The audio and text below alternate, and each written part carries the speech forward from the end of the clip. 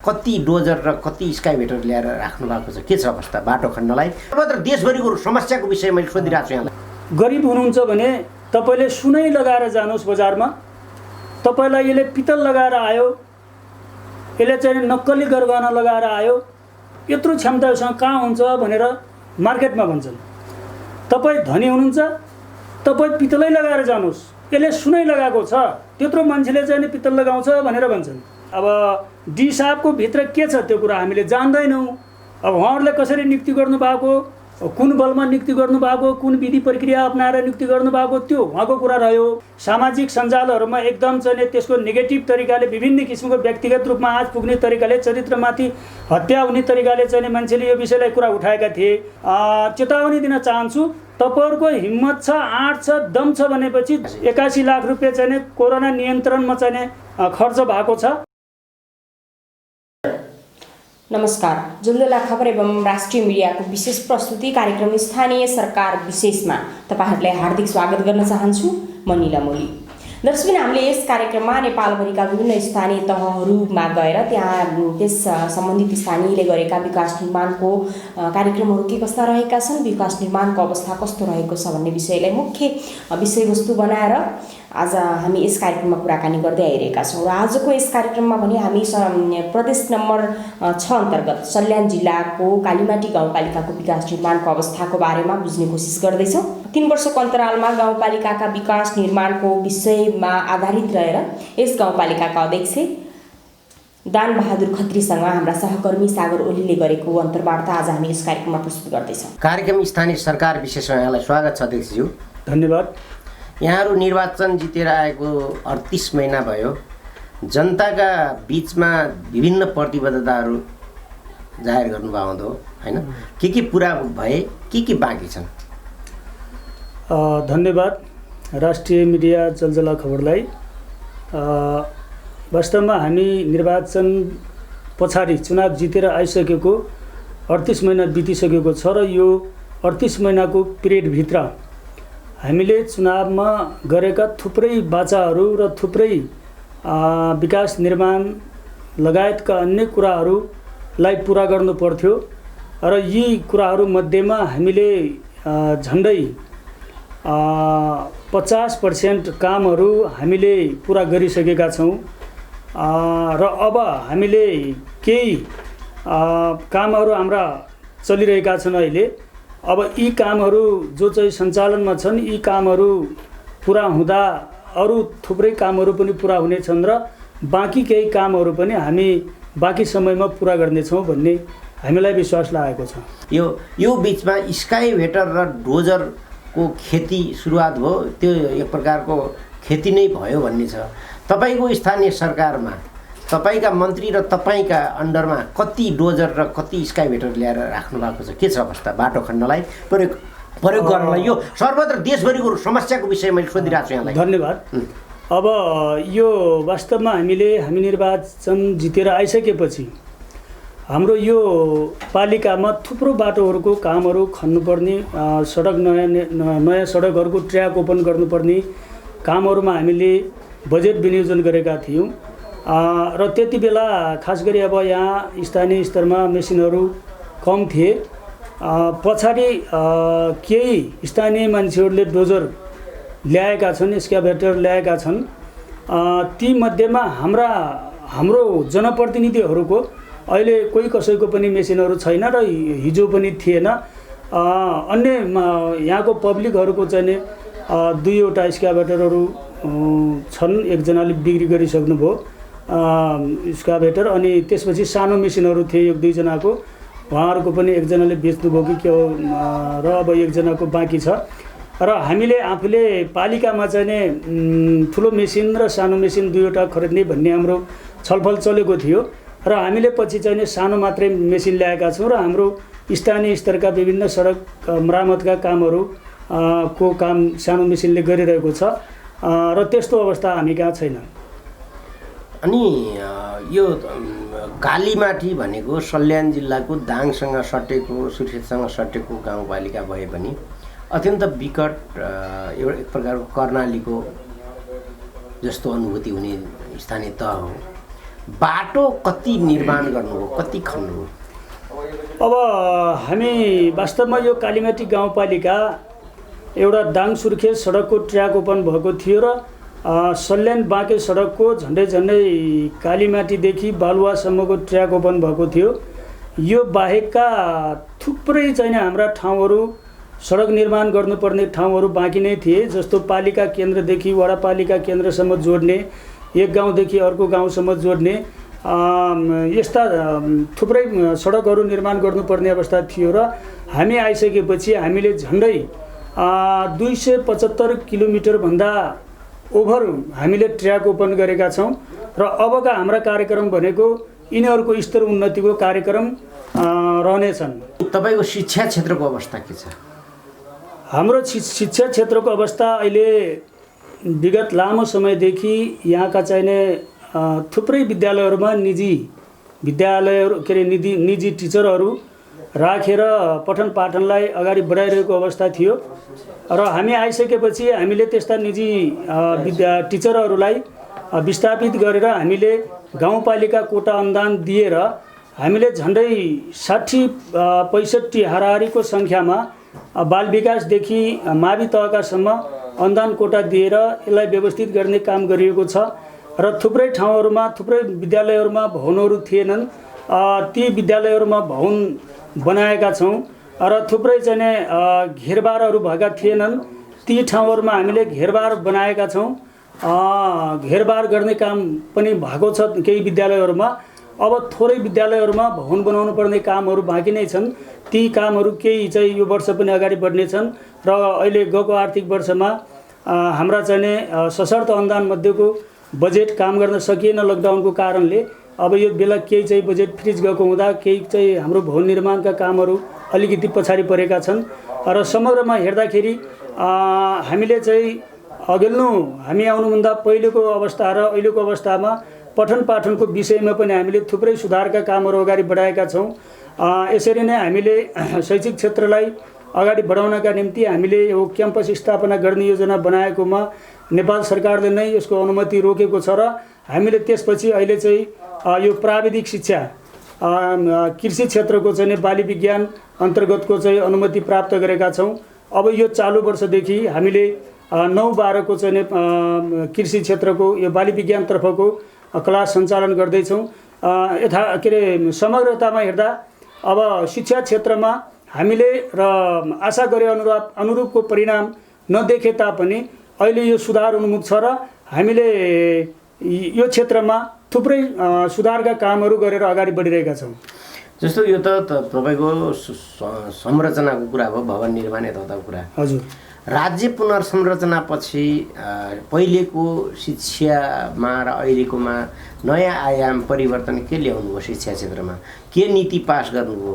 अब नयाँ तपाईँले ल्याएको शिक्षा नीतिले भविष्यमा बच्चाहरूलाई के कतातिर प्रेरित हुने गरी काम गर्नु? अब यस्तो छ, हामीले खास गरी हामी आइसकेपछि शिक्षा क्षेत्रमा जुन लथालिङ्गपना थियो त्यसलाई पहिला व्यवस्थित गर्ने काम गऱ्यौँ र त्यसपछि पठन पाठनलाई व्यवस्थित गर्नका निम्ति आवश्यक शिक्षक सङ्ख्याको त्यो कुरालाई पुरा गऱ्यौँ र हामीले कम्तीमा चाहिने मान्छेले जुन लेभलसम्मको चाहिने शिक्षा आर्जन गर्छ अर्थात् डिग्री प्राप्त गर्छ त्यो लेभलसम्मको उसको क्षमताको विकास हुनुपर्छ भन्ने उद्देश्यका साथ पढाइको सिस्टमलाई अलिकति परिवर्तन बनाएर तपाईँको तलैदेखि चाहिँ सबै विषयवस्तुहरूलाई चाहिँ व्यवहारमा उत्रिने गरी चाहिँ हामीले ती कुराहरूलाई टाइटली अगाडि बढाएका छौँ र पछिल्लो चरणमा अब नेपालको विकासको सन्दर्भमा कृषि क्षेत्रलाई अगाडि नबढाउँदासम्म हामी चाहिँ अगाडि बढ्न सक्दैनौँ भन्ने मान्यताका साथ हामीले चाहिँ यो प्राविधिक क्षेत्रको कृषि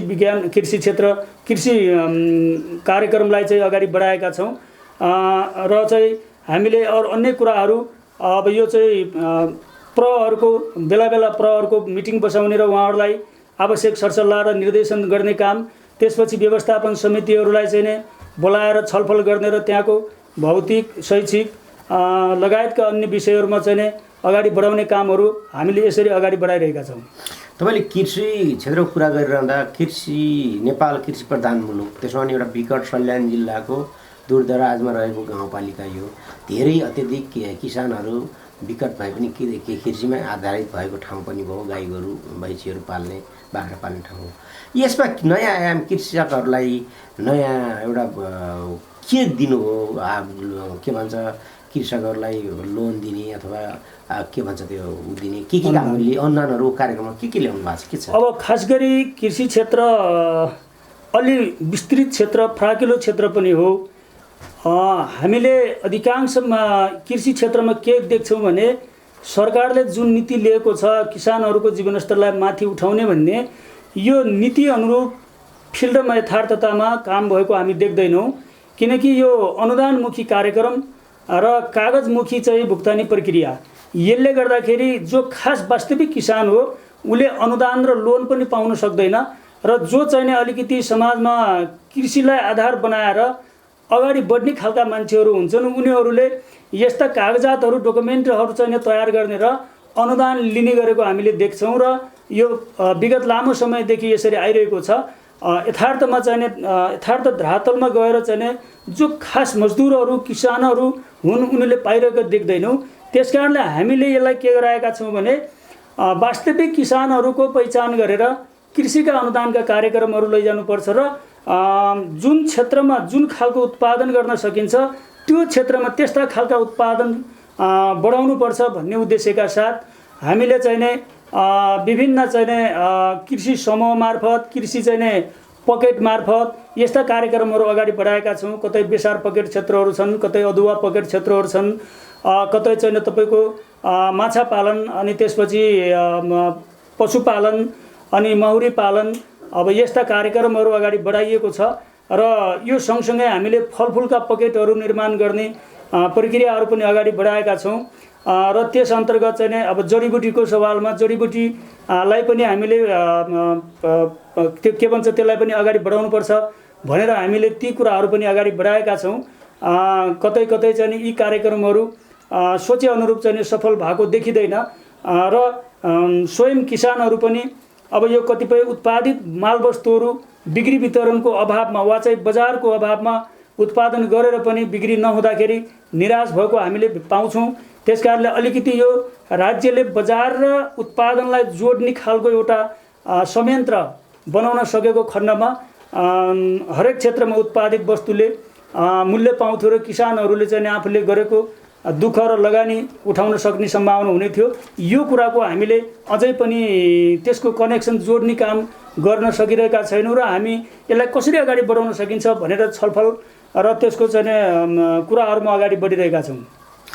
स्वास्थ्य क्षेत्रको अवस्था के छ? अब स्वास्थ्य क्षेत्रमा हामी निर्वाचित हुँदाखेरि हामी कहाँ 4वटा स्वास्थ्य संस्थाहरू थिए साबिकको 4वटा गाविसमा। त्यसमध्येमा अहिले चाहिँ हामीसँग हामीले प्रत्येक वाडाहरूमा हामीले स्वास्थ्य इकाइ केन्द्रहरू पनि निर्माण गरेका छौँ। स्वास्थ्य इकाइ केन्द्रहरू निर्माण गरेर हामीले चाहिँ जो चाहिँ स्वास्थ्यको पहुँचबाट अलिक टाढा रहनु भएको नागरिकहरू हुनुहुन्थ्यो उहाँहरूलाई पनि स्वास्थ्यको पहुँचमा पुर्याएका छौँ। जस्तो चाहिँ 7 नम्बरमा पहिले नै त्यहाँ स्वास्थ्य चौकी थियो, त्यहाँ इकाइ छैन। 6 नम्बरमा अर्को नयाँ एउटा इकाइ थपिएको छ। 5 मा चाहिँ दमदुवालीमा एउटा इकाइ थपिएको छ। अनि त्यसपछि 4 मा पनि एउटा नयाँ स्वास्थ्य इकाइ थपिएको छ। अनि यसरी नै 3 मा चाहिँ थपिएको छैन, 4 मा अनि 2 मा त्यसपछि 1 मा यसरी हामीले थप नयाँ स्वास्थ्य इकाइहरू थपेर अब कम्तीमा ढिलोमा बढीमा मान्छेलाई 1 घन्टा पौने घन्टाभन्दा धेरै दूरी अब स्वास्थ्य चौकी जाँदाखेरि त्यति लाग्दैन। यसरी हामीले यसलाई व्यवस्थित गरेका छौँ र नेपाल सरकारले तोकिएका औषधिहरू हामीले 12 महिना चाहिँ स्वास्थ्य कार्यालयहरूमा स्वास्थ्य इकाइहरूमा हामीले उपलब्ध बनाइरहेका छौँ र बेला बखत हामीले विभिन्न अलिकति जटिल रोगहरूको स्वास्थ्य शिविरहरू पनि सञ्चालन गर्ने गरिरहेका छौँ।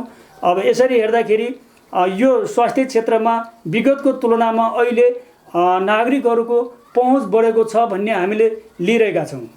विद्युतको अवस्था के छ? विद्युतको विषयमा हामी यो चाहिँ एक खालको चाहिँ सिङ्गो गाउँपालिका नै यो खाली गाउँपालिका हो र वाडा नम्बर 1 को केही भेग बाहेक अन्य क्षेत्रहरूमा यसको विद्युत विस्तार भएको थिएन र हामीले 6 नम्बरमा वडा नम्बर 6 मा अघिल्लो आर्थिक वर्षमा त्यहाँ लाइन र के भन्छ पोल र चाहिँ तार तान्ने काम सम्पन्न भइसकेको छ। सुर्खेतको ब्राकुली हुँदै त्यो लाइन गएको हुनाले त्यहाँ अलिकति चाहिँ सुर्खेतको खण्ड बाँकी भएको हुँदा त्यहाँ बत्ती बलेको छैन र अब त्यो काम उता सुर्खेतको खण्डमा पनि भइसकेको छ र अब केही समयपछि त्यहाँ बत्ती बल्ने अवस्थामा छ, काम चाहिँ सम्पन्न भइसकेको छ।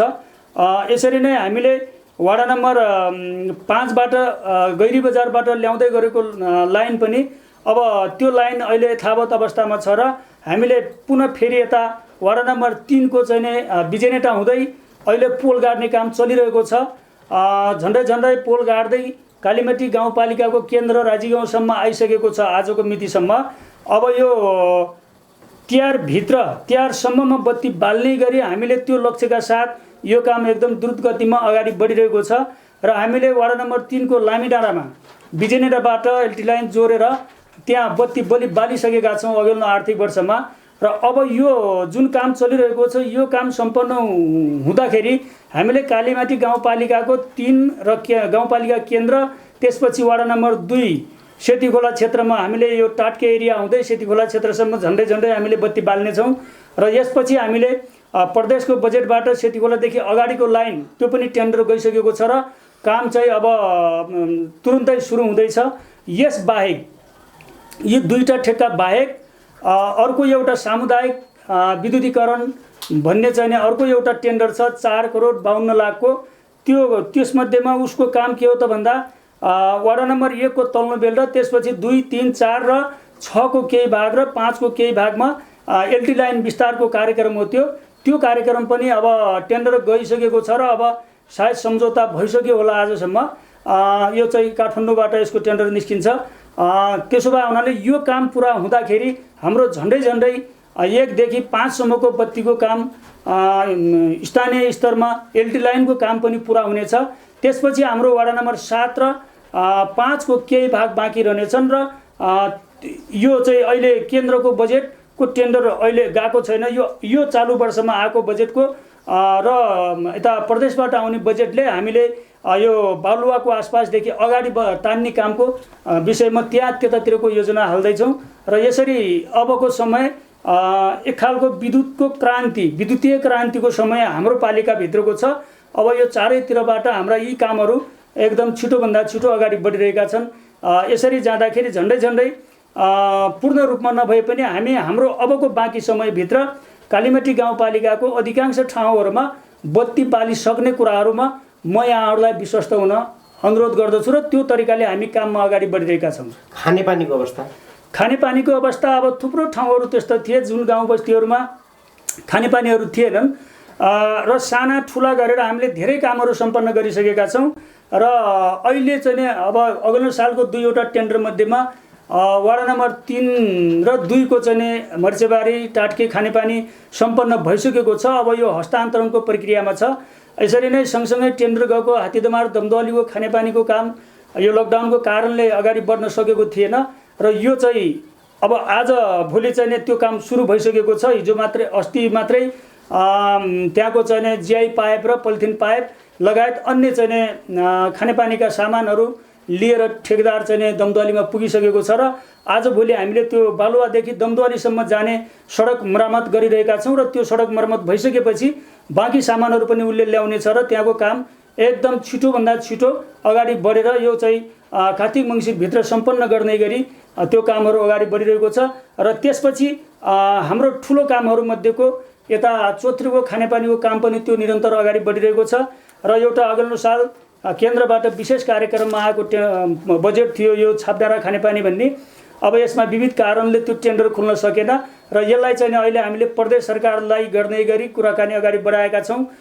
त्यो काम चाहिँ अगाडि बढ्यो र वडा नम्बर 1 को चाहिँ कोटबायालाई खानेपानीको काम अगाडि बढ्यो भनेपछि हामी कहाँ चाहिँ अब खानेपानीको खासै समस्या रहँदैन। सानातिना मरामतको कामहरूको कुराहरू होला कतै र यो साल अहिले भर्खरै चाहिँ यही पिरियडमा आजभोलि नै यो किमेरको खानेपानीको निम्ति पनि चाहिँ यता प्रदेशबाट काम अगाडि बढाइरहेको थियो र त्यहाँ मान्छे आएर काम अगाडि बढाउँदै हुनुहुन्छ भन्ने कुरा आएको छ र यसरी गर्दाखेरि अब हाम्रो खानेपानीको सन्दर्भमा धेरै कामहरू अगाडि बढिसकेका छन् र केही काम बाहेक र ती कामहरू पनि अब यो बिचको पिरियडमा अगाडि बढ्नेछन्। विपन्न वर्ग अब सबै ठाउँमा विपन्न गरिबी एउटा उ त छ नै, यो चाहिँ यहाँको विपन्न वर्गकोमा के अवस्था छ र ती विपन्न वर्गमा रहेका बालबालिकाको लागि शिक्षा दीक्षाको व्यवस्थापन राज्य प्रमुखको हिसाबले सरकार प्रमुखको हिसाबले के मिलाउनु भएको छ? अब विपन्न वर्गकोहरूको हकमा चाहिँ हामीले खास गरी त्यो छुट्टै कार्यक्रम चाहिँ ल्याएका छैनौँ, तर यो चालु वर्षदेखि हामी स्थानीय तहले दलित तथा विपन्नसँग अध्यक्ष भन्ने एउटा कार्यक्रम तय गरेका छौँ, जुन कार्यक्रममा चाहिँ नै खर्को छाना विस्थापन गर्ने भन्ने छ। अब यसमा हामीले झन्डै 50 लाख रुपियाँ यो कार्यक्रममा छुट्याएका छौँ र केन्द्र सरकारको शहरी विकास कार्यक्रम अन्तर्गत 162 जना घरधुरी सङ्ख्या बराबरको चाहिँ नै यो खर्को छाना विस्थापन गर्ने भन्ने कार्यक्रम केन्द्रको पनि छ। अब यो केन्द्रको र पालिकाको कार्यक्रमले झन्डै 250 हाराहारीमा चाहिँ नै यो खर्को छाना विस्थापन गर्ने कार्यक्रम यो चालु वर्षमा हामी अगाडि बढाउँदैछौँ। एउटा यो कार्यक्रम छ विपन्न वर्गकोहरूको हकमा। अब यसले हामी कतिसम्म अगाडि बढाउन सक्छौँ? अब हामी कहाँ चाहिँ थुप्रै विपन्न वर्गहरू थुप्रै चाहिँ दलित हरू हुनुहुन्छ। अब यो चाहिँ फेरि निरन्तर कार्यक्रम हो। अब हामीले यो वर्षदेखि त्यसलाई निरन्तर रूपमा चाहिँ अगाडि बढाउने भन्ने योजना बनाएका छौँ। अब यसले पनि राहत दिने काम गर्छ भने अर्को कुरा के छ भन्दा वादी समुदायहरूका निम्ति भनेर एउटा छुट्टै विशेष कार्यक्रम छ, त्यो केन्द्र सरकारबाट सञ्चालित उहाँहरूको स्पेसल कार्यक्रम हो त्यो वादी समुदायको निम्ति। त्यो बाहेकको चाहिँ यो विपन्नसँग अध्यक्ष भन्ने कार्यक्रम रह्यो। यस्ता खालका कार्यक्रमहरू हामीले डाइरेक्ट प्रत्यक्ष चाहिँ नै सरकारको सम्पर्कमा अर्थात् सरकारी पैसासँग जोडिने गरी यो कार्यक्रम ल्याएका छौँ। यो सँगसँगै हामीले उत्पादन र रोजगारलाई जोडेर हामीले चाहिँ नै अरू कार्यक्रमहरू पनि ल्याएका छौँ। जो चाहिँ बेरोजगारहरू हुनुहुन्छ, विपन्न वर्गकाहरू हुनुहुन्छ, उहाँहरूलाई रोजगारीसँग जोड्ने उद्देश्यले सडक मर्मत सम्भार कार्यकर्ता नियुक्ति गर्ने भन्ने एउटा अर्को कार्यक्रम छ। यो पनि 50 लाखको फन्ड छ। यो पैसा पनि हामीले खनेका बाटाहरू, हामीले निर्माण गरेका पालिका स्तरका बाटाहरू जुन छन्, यी बाटाहरूलाई 12 महिना चाहिँ गाडी चल्न सक्ने बनाउनका निम्ति त्यो सडक मर्मत सम्भार कार्यकर्ता नियुक्ति गरेर हामीले उहाँहरूलाई रोजगारी पनि दिने र बाटोहरू पनि स्तरीय बनाउनका निम्ति सधैँ सञ्चालनमा ल्याउनका निम्ति त्यो अर्को एउटा कार्यक्रम राखेका छौँ। अब यसले पनि अलिकति चाहिँ रोजगार र विपन्न वर्गहरूलाई माथि उठाउने कुराहरूमा टेवा पुर्याउनेछ भन्ने हामीले विश्वास लिएका छौँ। यो सँगसँगै हामीले अन्य पशु क्षेत्रतिर अनि त्यसपछि आएर कृषि क्षेत्रतिर हाम्रा केही अनुदानका कार्यक्रमहरू पनि छन्। यो वर्षदेखि प्रदेश र चाहिँ स्थानीय तहको समपूरक बजेटमा यो बाख्रा पालन पकेट क्षेत्र निर्माण गर्नै गरी यो एउटा अनुदानको कार्यक्रमहरू छ। अब त्यो कसरी वितरण गर्ने भन्ने कुरा अझै टुङ्गो लागेको छैन, हामी कार्यविधि बनाउँदैछौँ। अब यसरी नै हामीले एक वडा एक उत्पादन क्षेत्र भनेर पनि एउटा फन्ड राखेका छौँ। त्यसमा चाहिँ नै त्यो पनि कार्यविधि बनाउँदैछौँ हामीले। अब यसरी जाँदाखेरि त्यसले दुईटा कुराहरूलाई, एउटा उत्पादनलाई जोड दिन्छ भने अर्कोतिर रोजगारलाई जोड दिनेछ। यसरी पनि हामीले यो विपन्न वर्ग अर्थात् चाहिँ बेरोजगार सङ्ख्यालाई रोजगारी र आफ्नै स्वदेशमै अर्थात् आफ्नै गाउँठाउँमै केही गर्न चाहनेहरूका निम्ति यो एउटा चाहिँ एउटा टेवा पुर्याउने काम हुन्छ वा चाहिँ उहाँहरूलाई मलमपट्टि लगाउने काम हुन्छ वा उहाँहरूलाई ऊर्जा थप्ने काम हुन्छ भन्ने विश्वास हामीले लिएका छौँ। अध्यक्षज्यू, हजुरको कुरा सबै सुनियो, तर मैले सोधेको सारमा प्रश्नको जवाफ आएन। मैले विपन्न वर्गका बालबालिकाहरूका लागि शिक्षा दीक्षाको अवस्था चयन गरेर त्यसलाई बुझेर मर्का बुझेर तिनीहरूको शिक्षा दीक्षाको लागि अब यो विषयमा हामीले त्यो अलिकति त्यो पुरा गर्न सकेनौँ। अघिल्लो साल पनि योजना बनाएका थियौँ। जुन बच्चाको अभिभावकहरू गुमाएका छन्, जो अनाथ हुनुहुन्छ, जसको चाहिँ गार्जेनहरू कोही हुनुहुन्न, त्यस्ता बालबालिकाहरूको निम्ति पठन पाठनको व्यवस्था स्थानीय तहले गर्ने भनेर हामीले एउटा चाहिँ योजना बनाएका थियौँ। अघिल्लो साल चाहिँ हामी अब त्यो प्रक्रियामा थियौँ। पछिल्लो यो चैत वैशाखतिर यो लकडाउनको कारणले त्यसको विधि प्रक्रिया अगाडि बढाउन सकेका छैनौँ। तर पनि हामीले अहिले पनि त्यो कामहरू अगाडि बढाइरहेका छौँ र हामीले उनीहरूको निम्ति अब आवश्यक पर्ने अब यो सिधै पैसा दिँदा पनि त्यो दुरुपयोग हुने जस्तो देखिने, अब उनीहरूलाई ल्याएर कुनै ठाउँमा क्याम्पिङ गरेर राखेर बसाएर गराउँदा पनि त्यो कति व्यावहारिक हुने, अब यो कुराहरू हामी छलफलमै छौँ। र सामान्य रूपमा त त्यो छात्रवृत्तिका कुराहरू त त्यो नियमित रूपमा जाने गइरहने कुराहरू हो। त्यो बाहेक उनीहरूलाई कम्तीमा चाहिँ अलि लामो समयसम्म राज्यको दायित्व अर्थात् हाम्रो राज्य छ है, हाम्रो अभिभावकका रूपमा चाहिँ स्थानीय तह छ भन्ने खालको अनुभूति दिलाउने तरिकाले हामीले यो कार्यक्रमको योजना बनाइरहेका छौँ। तपाईँहरूले 250 किलोमिटर बाटो ट्र्याक खोल्ने भन्नुभयो, खोलिसकेका छौँ भन्नुभयो, 3 वर्षको 275 र तिनीहरूको त्यो बाटो सरसफाइको उसमा हामीले रेगुलर त्यो बाटो चलाउनका लागि, मोटर चल्नका लागि मान्छे पनि राख्ने भन्नुभयो। तर विगतलाई हेर्दा विभिन्न सडकका डीहरूको गुनासो, राजनीतिक नियुक्ति बल र प्रेसरको हिसाबले सुपरभाइजर अथवा सडकमा काम गर्ने भन्ने हिसाबले तिनी मान्छेहरू खटिने, तर शुद्ध रूपमा हाजिरी लाउने र तलब खाने बाहेक अरू केही छैन। त्यसका लागि खबरदारी गर्नका लागि कतिजना मान्छे नियुक्ति गर्नुभएको छ र तिनीहरूलाई मोनिटरिङ गर्ने खबरदारी, पैसा मात्रै दुरुपयोग हुने, कार्यकर्ता भर्ती गर्ने मात्रै कि त्यसलाई वास्तविक ठाउँमा काम पनि हुने र उनीहरूलाई रोजगारी पनि हुने, त्यसको लागि खबरदारीका लागि के विचार गर्नुभएको छ, के छ?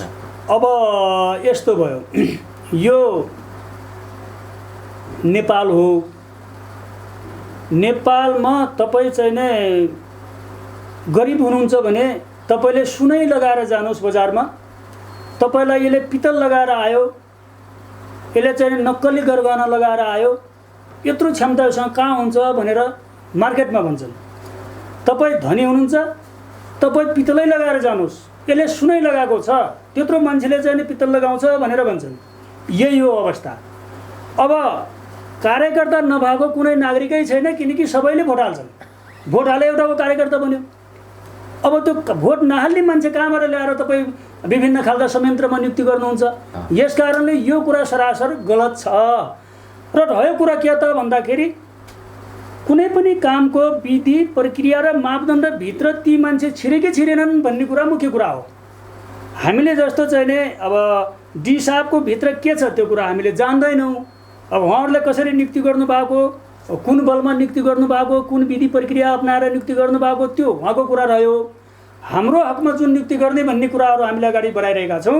हामीले एउटा मापदण्ड बनाएका छौँ र जो चाहिँ नि हाम्रो र्याब 3 सँग मेल खान्छ। अब त्यहाँ के छ भनेपछि एकल महिला, दलित, विपन्न वर्ग, यसरी त्यसको मापदण्ड छ त्यहाँभित्र नियुक्ति गरिनेहरूको। अब त्यो भित्र नेपाली काङ्ग्रेसको पनि पर्न सक्यो, त्यहाँ नेकपा माओवादी, हिजोको विगतका माओवादीको पनि पर्न सक्यो, अहिलेका विप्लवका पनि पर्न सके, नेकपा एमालेको पनि पर्न सक्यो, राष्ट्रिय प्रजातन्त्र पार्टीको पनि पर्न सक्यो, अहिलेको सिङ्गो कम्युनिस्ट पार्टीको पनि पर्न सक्यो, अन्य कुनै स्वतन्त्र छ भने त्यो पनि पर्न सक्यो। तर मापदण्डभित्र व्यक्तिगत रूपमा कुनै मेरो नाता गोता इष्टमित्र साथीभाइ रहेछ भने त्यो पनि छिर्न सक्यो। यस कारणले मुख्य कुरो मापदण्ड हो, विधि प्रक्रिया हो, त्यो भित्र हामी छिरेर काम अगाडि बढाउँछौँ। रह्यो कुरा अर्को कुरा, नियुक्ति गरिसकेपछि काम राम्रोसँग हुन्छ कि हुँदैन, यो खबरदारी हुन्छ कि हुँदैन, यो दुरुपयोग हुन्छ कि सदुपयोग हुन्छ भन्ने कुराको सन्दर्भमा हामी कहाँ चाहिँ नि यो सल्यान रामपुर सडकमा यो चाहिँ पहिले चाहिँ नि पनि पिटौलीहरू नियुक्ति गरिएका थिए। यी पिटौलीहरूले त्यहाँ छँदासम्म बाटो क्लियर हुने, अनि बिचमा पिटौली छुटे, त्यसपछि बाटो अस्तव्यस्त भयो। अनि पछि पुनः फेरि यो र्याब 3ले उसको जिम्मा लिइसकेपछि अहिले बाटो ठिक छ। अनि हामीले हेरिरहेका छौँ, अहिले पनि हामी कहाँ 3टा बाटोमा पिटौलीहरू छ र्याब 3 मार्फत काम गरिरहेका।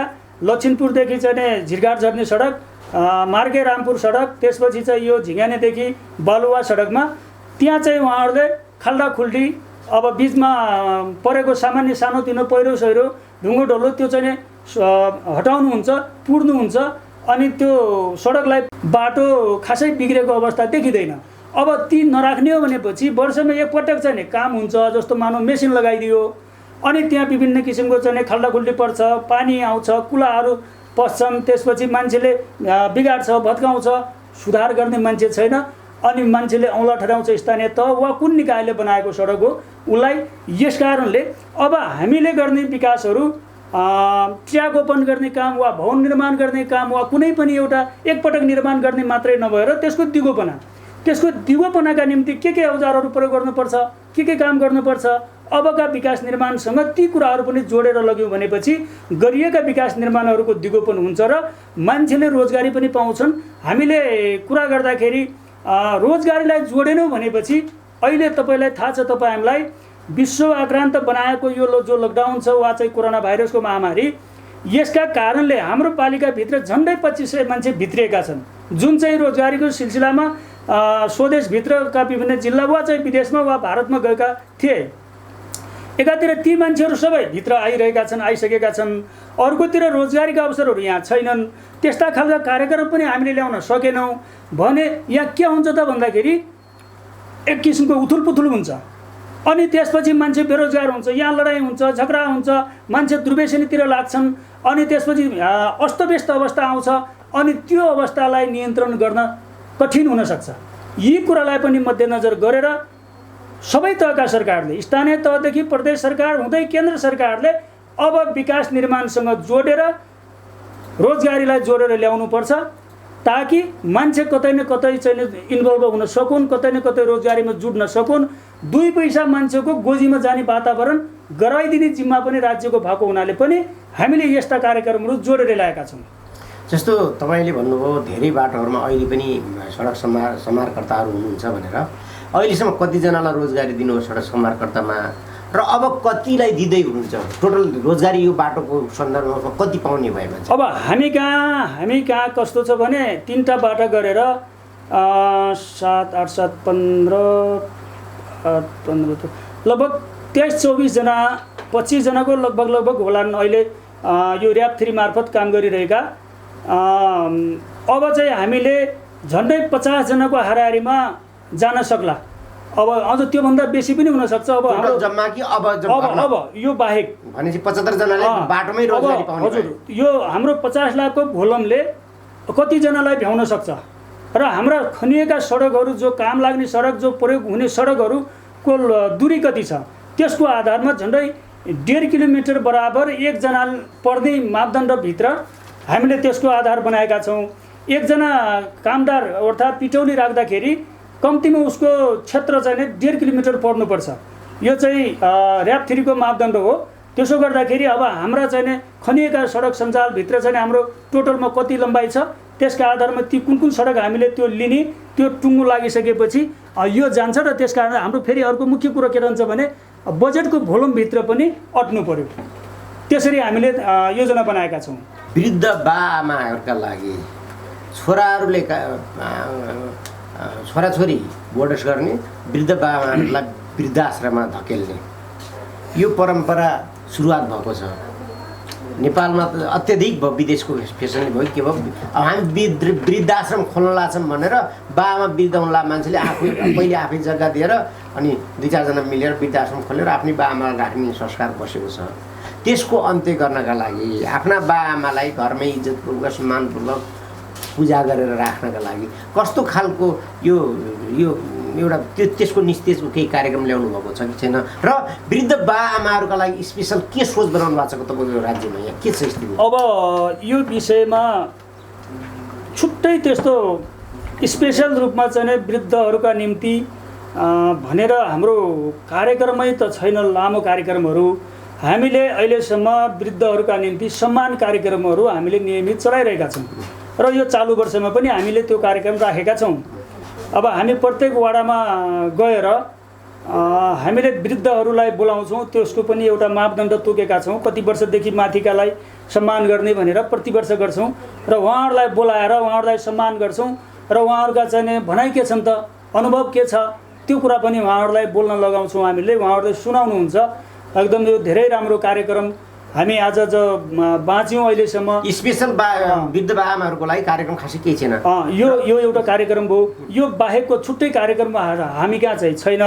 तर तपाईँले भने जस्तै यो जो वृद्धाश्रममा चाहिँ लिएर चाहिँ बाबुआमालाई राख्ने र आफू चाहिँ बुढाबुढी चाहिँ होटेल रेस्टुरेन्ट र अर्थात् घरमा गएर रमाउने जुन चलनको विकास भएको छ, यो वास्तवमा पश्चिमा संस्कृतिको चाहिँ उपज हो हामी चाहिँ आर्यहरू अर्थात् चाहिँ ओमकार परिवारभित्रका मान्छेहरू जो हिन्दू संस्कारलाई मान्ने गर्छौँ, हामीले हाम्रो संस्कारलाई बिर्सिँदै जाँदा, हाम्रो संस्कारलाई भुल्दै जाँदा र हामी चाहिँ अलिकति सहरीकरणतिर लाग्दै जाँदा र आफूलाई बजारमुखी बनाउँदा यी कुराहरूको गलत संस्कारको विकास भएको छ।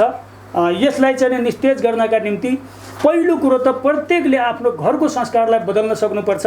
जसले हामीलाई जन्माए, पाले, हुर्काए, पढाए, लेखाए, यो स्थानसम्म पुर्याए, उनीहरूलाई हामीले सम्मान गर्न सकिनौँ भनेपछि जरुर भोलि त्यो ठाउँमा हामी पुग्छौँ र हामीलाई पनि त्यही व्यवहार गर्छन्। यो कुरा बुझ्न आवश्यक छ। अब एकदम छोटकरीमा भन्नुहोस्, 6 महिनादेखि संसारभरि आक्रान्त पारेको कोरोनाको छटपटाहट के भन्छ, अब कहर भन्छ, कोरोना कहर छ, हाम्रो स्थानीय सरकारमा कस्तो प्रभाव पार्यो, अवस्था के छ, छोटकरीमा बताउनु। अब यसले चाहिँ नि हाम्रो स्थानीय तहमा खासै त्यस्तो प्रभाव पारेको छैन सङ्ख्यात्मक हिसाबले हेर्दाखेरि। तर पनि यसको सन्तास जो फैलिरहेको छ, कति बेला कसलाई कहाँनिर के हुने हो त्यो डर चाहिँ सबैलाई छ।